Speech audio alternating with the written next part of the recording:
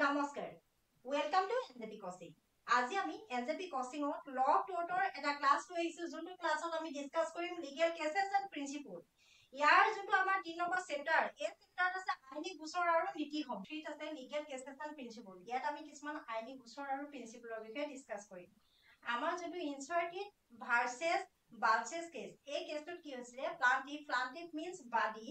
a person who being a case against another person in a court of law এজন ব্যক্তি যোনজনে অন্য এজন ব্যক্তিৰ মানে এগেইনষ্টত কি হয় কোৰ্টত কি হয় কেস দিয়ে এগেইনষ্ট আনাদাৰ পাৰসন এজন ব্যক্তিয়ে যেতিয়া অন্য এজন ব্যক্তিৰ এগেইনষ্টত কোৰ্টত মানে কেস দিয়ে তেওঁকে প্লান্টিফ বুলি কোৱা হয় injured for falling stone from crane তেওঁ কি হয় ইনজিউৰ্ড হৈছিলে দুখ পাইছিলে falling stone যেতিয়া ষ্টন পৰিছিলে ক'ৰ পৰা পৰিছিলে ক্ৰেনৰ পৰা employee liable for negligence ইয়াত কি হয় employee জন নিউ কোটাজন কিহৰ কাৰণে লাইবল হয় negligence means lack of care যেতিয়া আমি যত্নৰ অভাৱ কৰো তেৱে মানে negligence কথা কোৱা হয় গতিকে হে তেও যোনটো দায়বদ্ধতাৰ কাৰণে তেও অৱহেলা কৰিছিল ইনচাৰ্টেড বৰ্ণাম বাহাৰ কেছত কি হৈছিলে এজন ব্যক্তিয়ে যেতিয়া ট্ৰেইনৰ পৰা যেতিয়া শিল পৰি আঘাতপ্ৰাপ্ত হয় আৰু তাৰ কাৰণে কি হয় অৱহেলাৰ বাবে যোনজন মানে নিউ কটা তেওঁ কি হয় দায়বদ্ধ হয় এই কেছটোত হৈছিলে নাম্বাৰ 2 ত আছে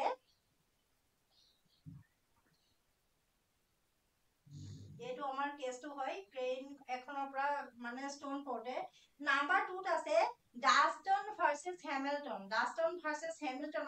drunk driver causes accident passenger awarded compensate deposit her choice in right ইয়াত কি হয় ড্ৰাংক ড্ৰাইভাৰ মাতাল চালক এজনে ড্ৰাংক ড্ৰাইভাৰ কজ এক্সিডেন্ট তেওঁ কি হয় এটা এক্সিডেন্ট কৰে মাতাল মানে কি হৈছে যেতিয়া তেওঁ মদ খাই থাকে ড্ৰাংক মানে মাতাল হৈ থকা হয় নাই গতিকে তেওঁ কজেছ এন এক্সিডেন্ট তেওঁ এটা এক্সিডেন্ট কৰে প্যাসেঞ্জাৰ awarded compensate deposit her choice to right ইয়াৰ কি হয় প্যাসেঞ্জাৰ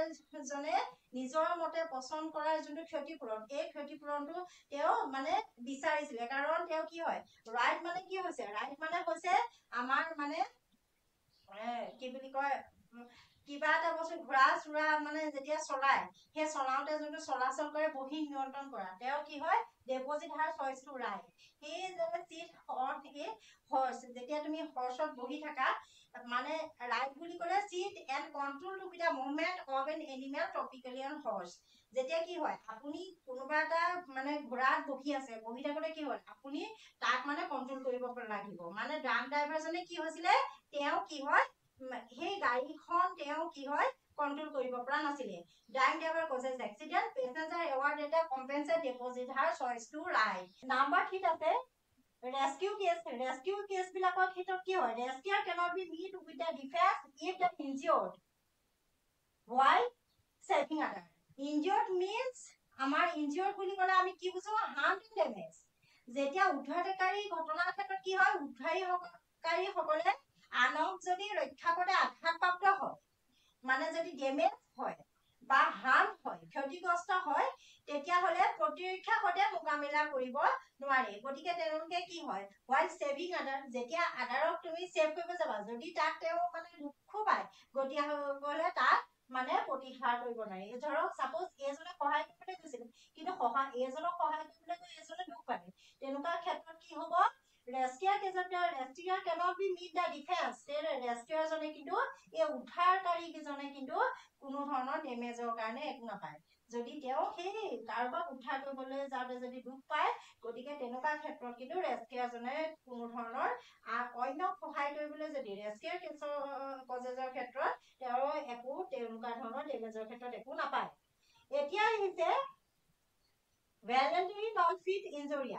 এই যোনটো আমাৰ voluntary non-fit injury বুলি ক'লে Roman legal maxim and a common law doctrine which stated that if someone willingly places themselves in a position where harm might be result, knowing that some degree of a harm might result, they are not able to bring a claim against the other party in the tort and delight. Tort means a violation of law and a tort. Tort বুলি ক'লে আমি যেতিয়া lawটো violation কৰা বুজো হেতুকে আমি tort বুলি কওঁ consent does not absolute negligence unless the act is same as consent এতিয়া আমাৰ ভলেণ্টিয়াৰ নন ফিট ইনজুৰিয়া বুলি ক'লে এইটো এটা ৰোমান লিগেল মেক্সিম হয় ভলেণ্টিয়াৰ নন ফিট ইনজুৰিয়া হয় ইয়াত আমাৰ কি আছে এই যোনটো আমাৰ ৰোমান মেক্সিম এই আমাৰ ৰোমান মেক্সিমটোৱে ভলেণ্টিয়াৰ নন ফিট ইনজুৰিয়া ৰোমানৰ যোনটো আইনী মতবাদ লিগেল মেক্সিম মানে হৈছে আইনী মতবাদ আৰু উমৈহতীয়া আইনৰ মতবাদত য'ত কোৱা হৈছে যদি কোনোবাই স্বেচ্ছাই নিজকে এনে স্থিতিত ৰাখে য'ত ক্ষতি কৰিব পাৰে কিন্তু পৰিমাণৰ ক্ষতি হ'ব পাৰে বুলি জানি তেওঁলোকে আন পক্ষৰ বিৰুদ্ধে টোট বা আমাৰ টোট কৰা দাবী আনিবলৈ সক্ষম নহয় মানে কি আইনৰ উলংঘন বা এনেকুৱা এটা টোট যদিহে বিপদাশংকাৰ সন্মতিয়ে অৱহেলা ৰক্ষা নকৰে তেতিয়ালৈকে আইনখন সন্মতি দিয়াৰ দৰে একে হয় গতিকে ভলেণ্টিয়াৰ নন ফিট ইনজুৰিয়া বুলি ক'লে এইটো এটা ৰোমান লিগেল মেক্সিম হয় আমি এই কথাটো মনত ৰাখিব লাগিব ৰোমানৰ যোনটো এটা আইনী মতবাদ হয় এণ্ড এ কমন ল ডক্ট্ৰিন যোনটো এটা কমন ল ডক্ট্ৰিনৰ এটা মতবাদ হয় stated that if someone willingly places themselves in a position যদি এজন ব্যক্তিয়ে ইচ্ছাকৃতভাৱে নিজকে এনেকুৱা এটা পজিশনত ৰাখে where harm might be result য'ত কি হয় হাৰ্মটো তাৰ ফল হ'ব পাৰে knowing that some degree of a harm might result তেওঁ জানে কিছুমান হাৰ্ম তেনেকুৱা ধৰণৰ তাৰ ফল হ'ব পাৰে they are not able to bring claim against the other party কিন্তু তেওঁ তেনেকুৱা ক্ষেত্ৰত বেলেগক ক্লেম কৰিবলৈ তেওঁ বাধ্য নহয় যোনটো আমাৰ টোট হৈছে যোনটো আমাৰ লটো ভাইলেন্স হৈছে এণ্ড ডেলিট হৈছে এতিয়া কি হয় the consent risks does not absolute the negligence unless the act is same as the consent consentৰ যোনটো ৰিস্ক থাকে does not absolve the negligence ই কি হয় negligence-টো যোনটো দুৰ্ঘটনাটো বা সন্মতিখিনি একে নহয় negligence the same as the consent ইয়াত যোনখিনি আমাৰ negligence থাকে যোনখিনি আমাৰ অৱহেলা থাকে সেই অৱহেলাখিনি ৰক্ষা নকৰে এতিয়া আমি চাওঁচোন নেক্সট কি আছে আমি চাই লৈছো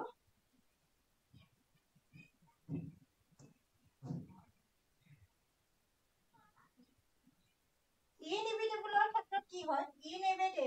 inevitable means the content to happen unavoidable আমি unavoidable মানে যদি কোনোবা এটা বস্তু আমি এভয়েড কৰিব নোৱাৰো যেতিয়া ঘটিব পাৰে অনিবাৰ্য যোনটো দুৰ্ঘটনাৰ ক্ষেত্ৰত হয় inevitable content to happen and unavoidable যোনটো আমি এভয়েড কৰিব নোৱাৰো অনিবাৰ্য বা নিশ্চিত হ'ব পাৰে suppose accident য'ত আমি এক্সিডেন্টৰ দুৰ্ঘটনাৰ এটা ক'ব পাৰো unfortunate accident may have solved আমি আনফৰচুনেট আমি নজনাকৈ অপ্ৰত্যাশিত ঘটনাবিলাক can be may be absorbed এইবোৰ কি হয় absorb হ'ব পাৰে ঘটিব পাৰে declare মানে ঘোষণা কৰা someone free from guilt obligation and punishment কাৰোবাৰ কি হয় সেইটো এটা মানে কি হয় ঘোষণা কৰিব পাৰে মুক্ত বুলি ঘোষণা কৰিব পাৰে obligation দিব ঘোষণা কৰি এটা পানিশমেন্ট হয়তো পানিশমেন্ট পাব পাৰে liability দায়বদ্ধতাৰ ক্ষেত্ৰত পানিশমেন্ট পাব পাৰে inevitable ক্ষেত্ৰত হৈছে accident unfortunate accident may absorb liability যদি আপুনি দুৰ্ঘটনাটোৰ বিষয়ে নাজানে গতিকে তেনেকুৱা ক্ষেত্ৰত আপুনি দায়বদ্ধ হ'ব পাৰে কেতিয়াবা এনেকুৱা ক্ষেত্ৰত কি হয় আপুনি ফ্ৰীও হ'ব পাৰে আপুনি যোনটো দুখ কৰিছে সেই দুখৰ পৰা ফ্ৰীও হ'ব পাৰে অবিনাইট হ'ব পাৰে নহ'লে আপুনি পানিশমেন্টটো পাব পাৰে এতিয়া কিন্তু আমি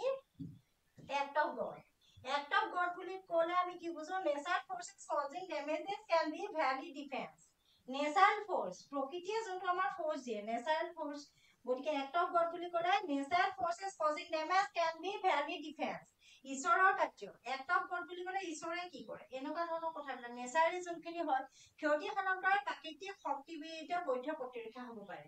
natural forces causing damages can be valid defense যেতিয়া আমাৰ নেচাৰেল ফোৰ্স থাকিব প্ৰকৃতিৰ পৰা ফোৰ্স থাকিব causing damages যোনটো আমাৰ ডেমেজ কৰিব পাৰে can be valid defense তাত কি হয় কিছুমান আমি ডিফেন্স দিব লাগিব ভ্যালিড কিছুমান আমাৰ ডিফেন্সৰ কথা তাত আহি পৰে